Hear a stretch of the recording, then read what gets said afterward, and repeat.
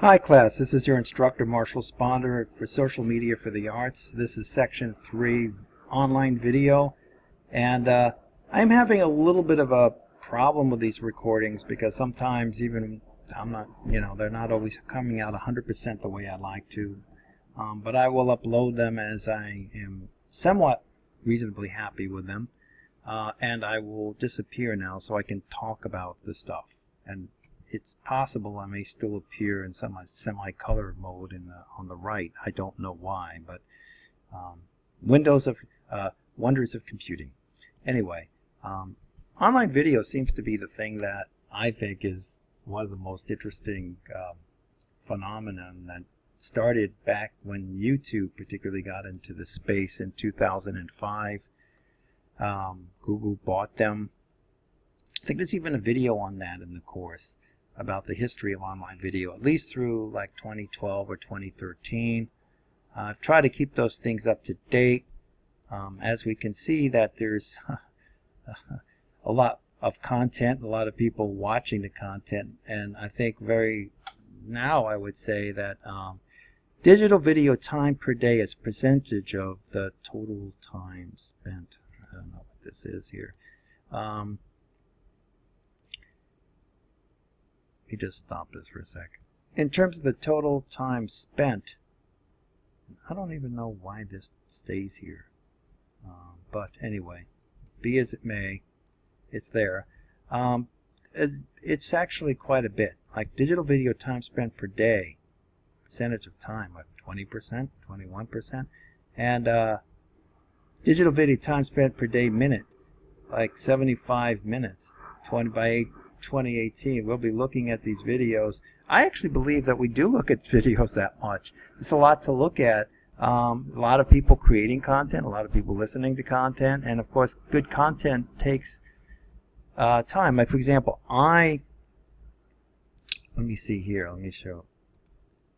I have this Yeti recorder over here. It's important to have a good sound recorder, a good microphone. Probably even more important to have that than to have the greatest video, because sound is just so really important. So I'm not going to get out of the picture again.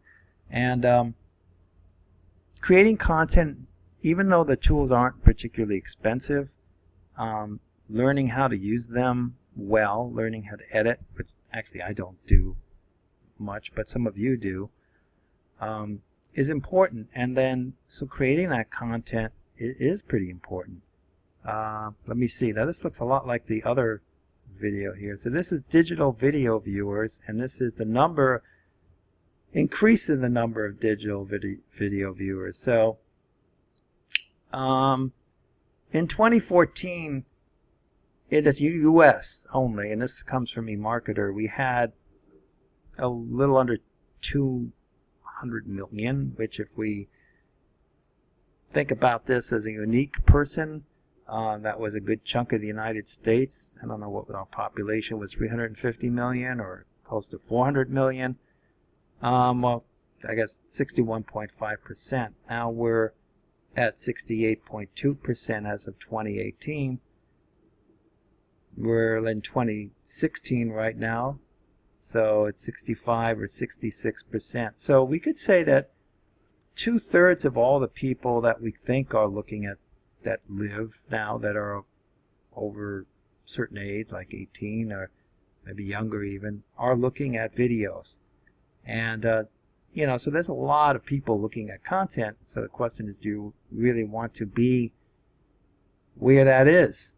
The amount of content that's being created video wise, and the fact that our devices, our mobile devices, can create pretty decently good video, makes it and upload it pretty regularly as MP4s and other compression mechanisms to create very high quality videos, and even do some very interesting editing on these phones and devices and tablets. It only increases the effectiveness and the amount of this content. Of course, who hasn't seen all the videos that people take of every kind of event that's happening and how that's easy to post online on YouTube and Twitter and Facebook, and how easy it is to even broadcast your own channel now, with Periscope, Twitter Periscope, Facebook Instant Videos. How that all is, shaping up is that we can all be a broadcaster to a certain micro audience of followers. But of course, we have to, unless we just want to take pictures of our life as we're going along and broadcast that, which some people do, or go to an event that's particularly interesting that people that want to follow us or that anyone wants to discover us, because I think there's the potential to just put it out there and see who shows up. We need to be doing stuff so that we can take videos of it, that we can broadcast it.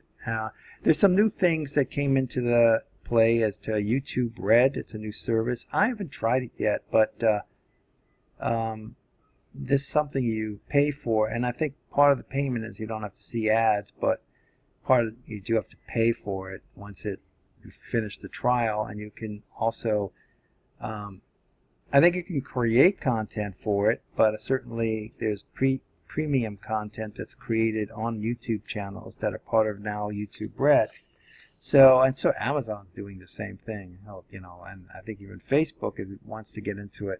So what's happening is that, and of course Netflix got into it, is the creation of content has become the main means of gaining audience, and certainly that's Netflix's play. The streaming video, the streaming episodic video has been the main thing that ends up having people sign up for Netflix, and they're having a lot of success with that and continue to grow. Of course, all these things happen. I'll put myself back in the picture here for a minute. Let's see where I am. Put myself back over here. All these things happen because there are devices that are being developed. There's technology that happens that creates the possibility for this, but of course there needs to be audience on these in order to have anything happen. So we saw since 1975 we had the VCRs, the cables, we had AOL, we had Yahoo. We saw a lot of changes begin when the internet became really a thing that anybody could get onto. And then since 2000 even, it's been one thing after another. It's been one thing, and then, we really have the era of social media here. And now all of these things are getting significant audience. They're changing the monetization models and the business models of the broadcasters. They're creating new wealth for some that can play into it. They're creating viral possibilities that we discover in Section 6. And all of these things come lock in step with the development of the channels. So I think what we can say is that we need to understand all those things so we can leverage the potentials before us, and also understand the liabilities of doing so, such as having evergreen content out there that we might not want. But once it's out there, it's hard to get rid of it and almost impossible. The evolution of this, I think I have a little section here. The resolution of these videos is getting higher and higher.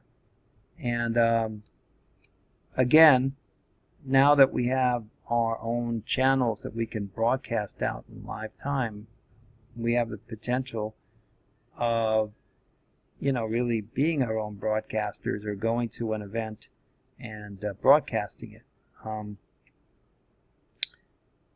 And there are some analytics platforms around that, like Keyhole.co, and the Twitter API for Periscope do allow some data to be collected on the streaming videos.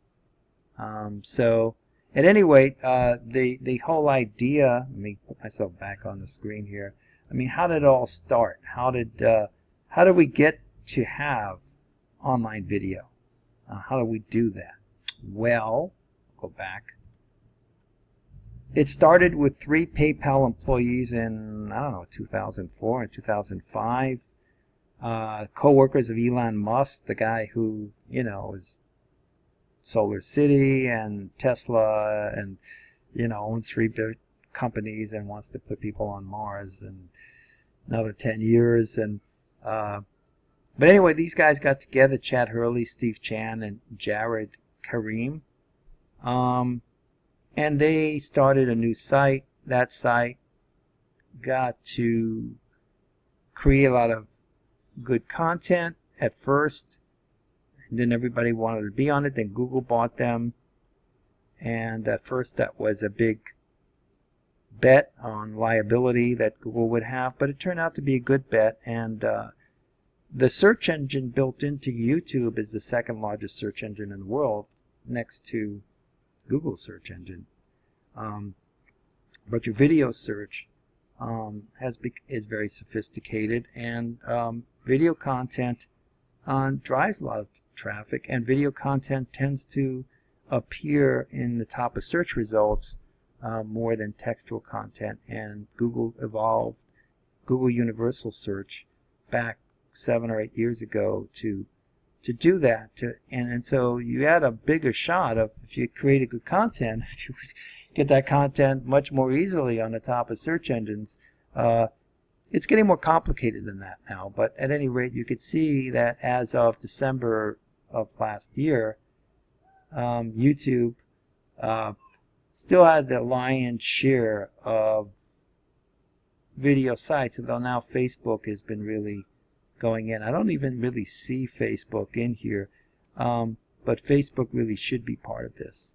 As marketing, there's a lot of good and bad about YouTube. So I think the pros of YouTube, there's a lot going for it, such as it's cheap.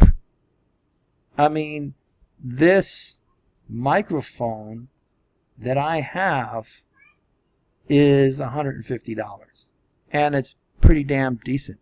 The video cam on my laptop is built in. I have a nice Microsoft Surface Pad that I use. That's sort of like a Mac, but I suppose it's not quite a Mac. To me, it's better than a Mac, but in any case, editing software is very inexpensive, and the ability to do some special effects and filtering is relatively inexpensive. The distribution costs are relatively non-existent if you stream on YouTube or a site that lets you host it online, and don't host it yourself. So it's extensible, and not anybody can really master these tools, including you, if you haven't already done that. With social media, you can stick these videos on, YouTube. You can stick them on Facebook. You can stick them on Twitter, and even on places like Twitch, I guess, and other places like that. And that can be shared by the people who follow you or are connected to you, and then that sometimes it gets noticed by an influential blogger or videographer or writer, and it gets spread to a larger network. You can advertise with the advertising network for fairly inexpensively and get more audience. If you're a creator, you can do sponsorship opportunities with brands that want to pay you to create content in return for some mention of them. For some of the more upscale creators, there's the YouTube production studios. They exist in New York and Los Angeles, I believe. The one in New York, I think, is on 16th Street. You can go in as a brand and you can do professional production there. You have the built-in analytics, YouTube analytics, which I'll show you. You have a lot of advocacy training, which we cover in the assessment for this week, and we have some additional assessments from Demand Metrics that people can fill out. So there's a lot of encouraging of people to create good content. So there's all of that for the pro. The negatives, however, and let's just be frank about it. So we have this great medium of YouTube. It's certainly where I'm putting my videos that I stream into social media for the arts. I don't want to put them in a course and as files, and I don't want to necessarily host them on my own server and pay bandwidth charges. But the negatives here are that lots of people are doing the same thing, and so you really need to stand apart. And since so much content's being created every moment and uploaded to YouTube and perhaps some other places as well, it's hard to develop an audience out of just nothing. You can do it, but you have to be putting in a lot of time into it. And of course, creating good content takes time. The other thing is that people are extremely distractible, and that's only getting worse, and they're all over the place in terms of being time shifted in a number of different things that they're doing at one time. So the ability to hold someone's attention is really not that easy, and you have to be a good storyteller. You have to have something that holds someone's attention. Whoops. That got my attention in the background. And that's not easy to do. And then viral sharing is great, but it's actually more like a planned effort these days. It doesn't usually just happen by itself. It's something that you've got to actually largely create with viral sharing strategies, as we talk about in section 6. Then everything you put on YouTube is technically owned by them, even though you think you own it. They do. And then there's the big brother. The big brother is that YouTube is collecting all this data, and it's learning about you, and it's profiling you, and it's selling that data to advertisers, and that not sit well with a lot of people. And then all this video is creating a lot of network congestion because videos are big files. So let me stop this for a minute and talk about the analytics a little bit of YouTube. Now I'm looking at my own, I put myself on here again. I'm looking at my own channel here. Okay, now I'm going to go back again and hide. Hopefully I don't appear as a colored poster on the right, but in any case, I have, and everybody that has a channel, and I hope you have a channel too. See, I have a channel. Almost everybody on YouTube has a channel. My channel is verified, and also there's a lot of options for me to,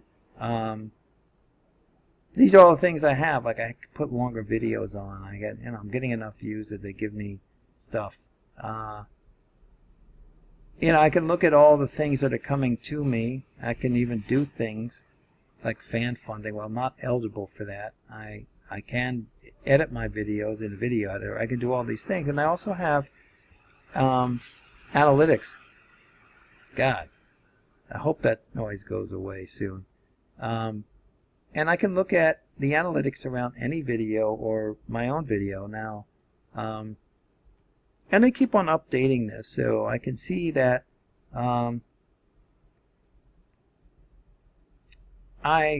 it's giving me the watch time, the number of views. I'm not running any ads. I'm not really even trying to make any money off of my thing. In fact, most of my videos are only seen by my students these days, and it's telling me where the people are coming from, and it's also telling me the gender. So if I go into gender for the last, it's telling me that almost 80% of all the people that are looking at the videos I put out are male, and 21% are female. And it's also giving me the number of views and so on. It's very similar to what we see in web analytics. Although I will say that at this time, YouTube analytics is not YouTube Insights is not ported to Google Analytics. I think it's a missed opportunity. I wish they would do that. Certainly, you can look at a number of things. You can get analytics on playlists. You can look at only those who are subscribers or those who are not subscribers. And you have the options of all YouTube products, YouTube Kids, and YouTube Gaming. So if you have games that you have on there. And then you can also look at specific locations. So if I want to, I could even look at my entire, I could look at specific content.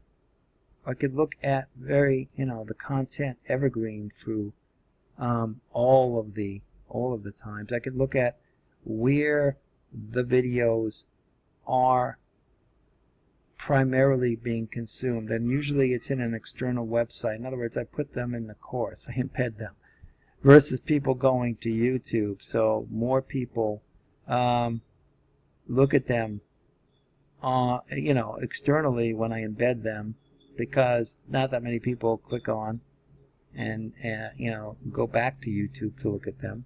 That's less likely. And this is where they are appearing, how they're discovered. They could be external, meaning that they've been embedded. They could be suggested videos, meaning that they appear on the right side. After you look at a video, you're seeing, and so on. So it's all down here, and then you can see the devices. So this is very much, most of this is happening on a computer, but some of them are looking, some of the times my content is being consumed on a mobile phone. This is very similar to Google Analytics. There's even real-time data. Like if you had a channel that had a lot of subscribers to it, you could look at your real-time stuff happening. If I had revenue, I could look at that. And certainly, I can look at many of these other things here, like watch time and views. So all of these things that YouTube gives us, and it also tells us which ones are the most popular. And I could even look at everything. I could look at all the time, or if I wanted to go back for the last lifetime, and I don't know if it's going to give me, I have about 7 or 8 years that I've had this channel that I've been actively publishing things on and off, and I might want to know, what in lifetime, I've got all the lifetime statistics. Let me see if I can actually figure out the top videos that I have. I had gone to Paris 7 or 8 years ago, and I walked into Maxim's in Rue Royale. Posted a video on that. There's other things that I've posted. Mostly my education stuff to this course. And you can get these statistics. So the question really becomes is, how do you learn the language of analytics to understand how to use this stuff to make your videos better, to grow your audience better? And certainly if you have a channel and you're getting people to watch, you can certainly do that. I would say that the demographics here are interesting from audience level, but they don't break down to the same demographic, psychographic breakdowns that we see in Google Analytics. We're really only seeing, the locations. We're not seeing, whether these people are. We're seeing the location of where this stuff is happening, New Jersey, but we're not necessarily seeing whether these people like this or that. I mean, in that sense, the analytics of YouTube hasn't really caught up with the analytics of Google Analytics from the standpoint of really understanding the audience at a very micro level in terms of their interests and behavior and where else they've gone to. I think, again, that's an opportunity, but certainly you can get likes and dislikes. And I think in our assessment for Section 3, you're asked, like, how would you evaluate your own channels? Like, what do you think? Or the most salient things that you would use to decide that your videos are good or not, and this is how you get that data. So we have that. I want to go back and say, where are we? So we're back talking about the manuscript, and you can see that audience is growing. It is, let's see what it looks like. Okay, it's growing quite a bit. I mean, like, since 2012 we had these number of viewers. Let's get rid of that bar. Hopefully it goes soon. We have the video viewers. I can't seem to get rid of that bar. And we have the Gen X and Millennials. I think I made that chart myself from eMarketer. And it's going up. It's going up a lot. It's getting close to 200 million. I think it's not just millennials, it's everybody. So, you as I mentioned, these things can be discoverable by search engines. And the fact that people see these videos, there's a lot of information in videos that convince people to buy or to adopt. So depending on how that's done, I mean, you can open up opportunities for yourself by creating good content that people want to listen to. And certainly musicians and other of the performing arts would really want to spend a lot of time really developing video content, because it's a way to drive audience to want to even go in person and see you. I mean, they may look at the videos first to decide that who you are, and then decide to come and visit in performance later. So it's worth it to really have online content out there in video form. And as we see that YouTube and Facebook battling it out, Facebook is really aggressively going after YouTube's audience. And I think they're going to be pretty much equal pretty soon, according to eMarketer. And again, I talked about the analytics, so we don't need to talk about the analytics. And so let's talk a little bit about the issues with the analytics. If you get your data from, if you have a YouTube channel, you're getting your own data, so maybe that's fine. But if you want to find out about other channels, well, that's not so great the way it is. You've got a couple platforms like VidStatsX, Channel Meter. These things provide what I call intermediate metrics. They're engagement metrics. They're not really return on investment metrics, but they're not actually all that actionable in my opinion. But just how many views, how many subscribers, those kinds of things. But you really don't really see that about most other channels outside of your own. So you're only getting some very high level metrics that aren't really giving you that great an idea of what people are doing outside of of your own site. So and also the big guys, the Google and Twitter and YouTube, I mean, as I said, they're not really giving that data very much outside of, if you're the owner of the channel, you can see your own stats, but the amount of information about the rest of the world that's not you is very limited. And sometimes it's disabled entirely, because I think that's an option. And it's even a privacy issue that's been brought up here. So there's a lot to take in this section, and I think it's probably one of the sections you probably want to spend the most time really exploring, and then also extending it out in section 6, which is the viral section, and also section 11, which is the transmedia section, because those things will really create value in following an audience. And so I'll just put myself on the screen here as I close out. Hopefully this recording came out good enough, and hopefully I will be able to post it into our new course shell that's coming up very shortly to students in the fall and hopefully next spring as well. Okay, so I will bid you all adieu today, and enjoy online video. Cheers.